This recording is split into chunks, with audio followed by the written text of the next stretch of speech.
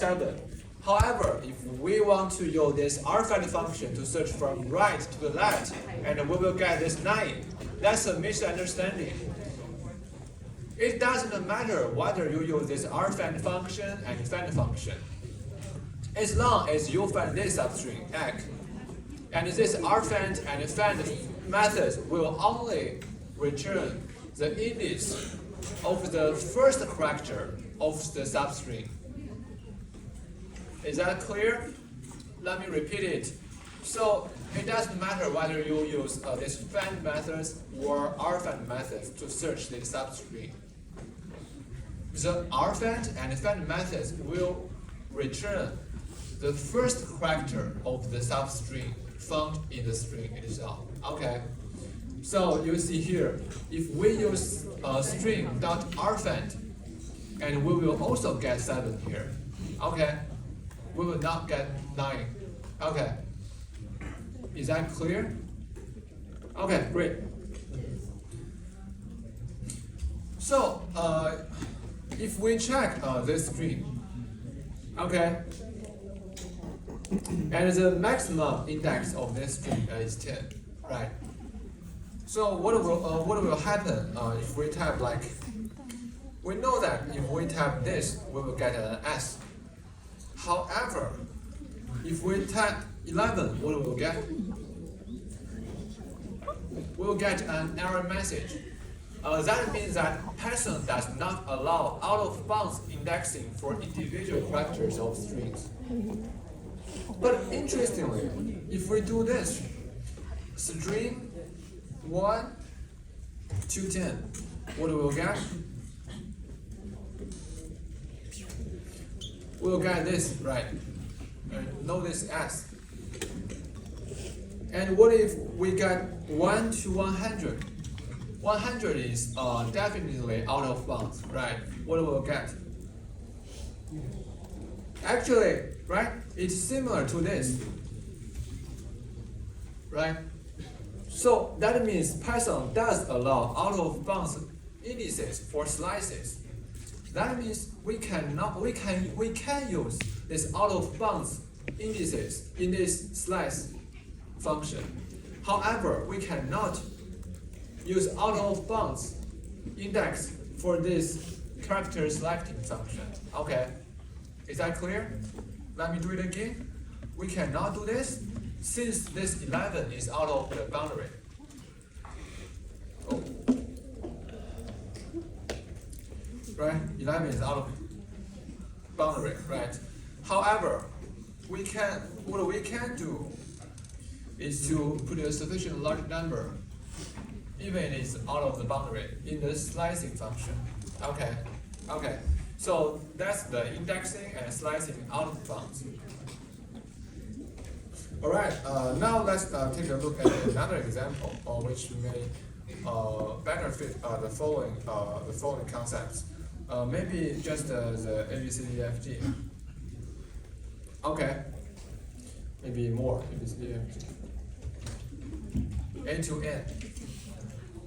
So we know if we like ref equals ref, no, sorry, this, we will get the full ref string, right? Right. And if we want to get only the odd number, what should we do? That means we only get A, C, E, G, I. And what we can do is here, we use is again, but an additional column here. And the argument for this additional column is 2. And in that way, we can skip the even factor. Okay, so this third entry serves the purpose of allow the slicing to skip some certain letters. Okay, so let's try 3. So for 3, you see we skip 2 letters. Okay, so this entry means the length of the steps. Okay, and the default is 1. We can try it. If we put it as 1, and we get the whole string, right? Okay. And if we want to start from 2, what should we do?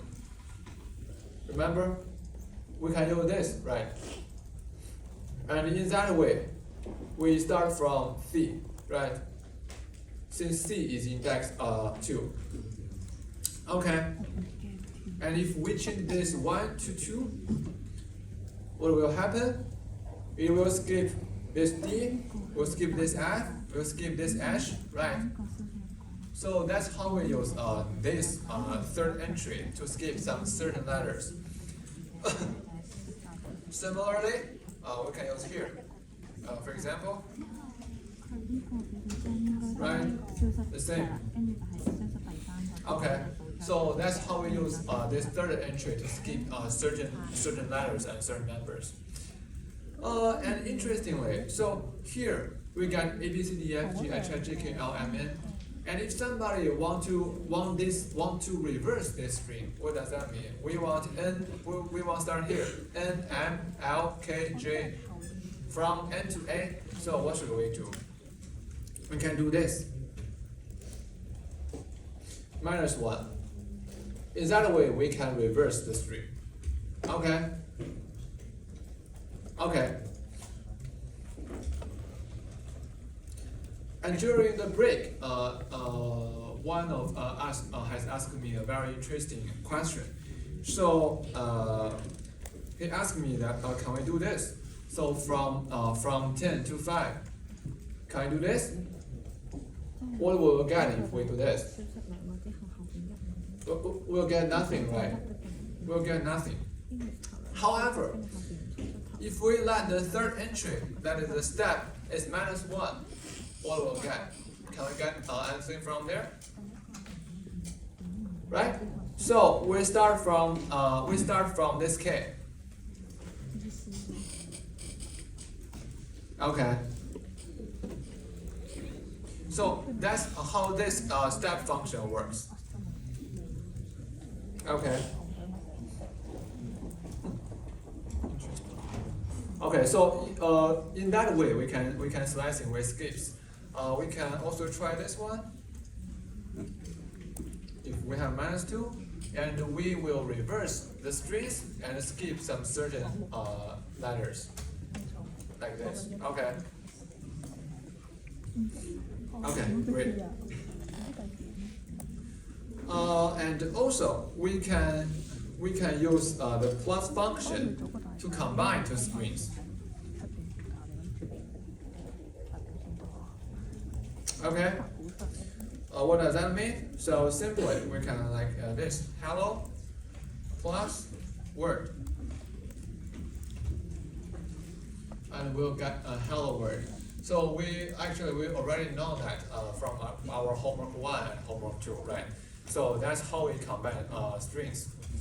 And interestingly, we can also do string repetition. How can we do string repetition?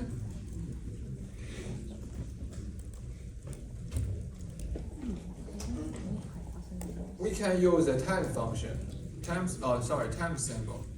For example, we can ha and we can ha, right? And we can type start here and times 4, and we will repeat this ha for fourth. Okay. Similarly, you can do any times you want. I will not type 100 here. Just a 10. Okay. Okay. So for single character, you can also do that. Okay. And we can also use this plus symbol and this times symbol at the same time. For example, you can use times 3 plus cancel.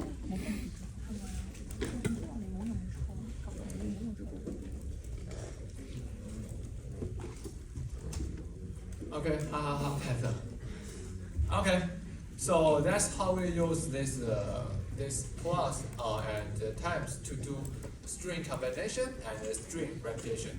Okay. And now I want to introduce some very useful string functions and methods.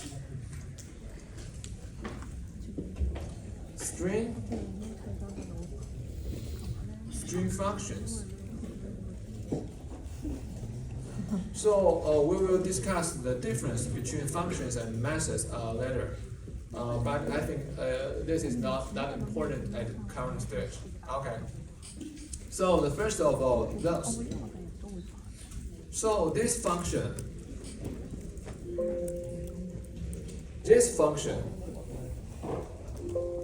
return the number of characters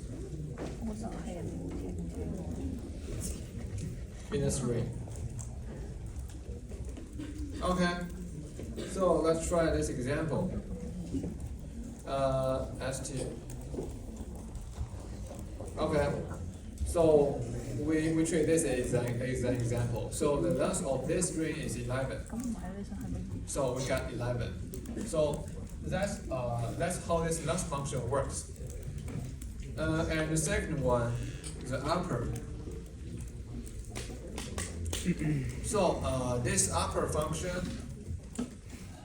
upper cases every alphabetical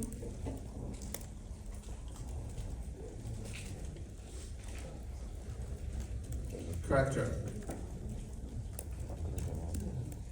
Okay. So actually, I want to add something here. So if you want to use this help function to learn those methods, you cannot just like this help upper, and then there will be an error message. You cannot use this to learn this upper method just as a function.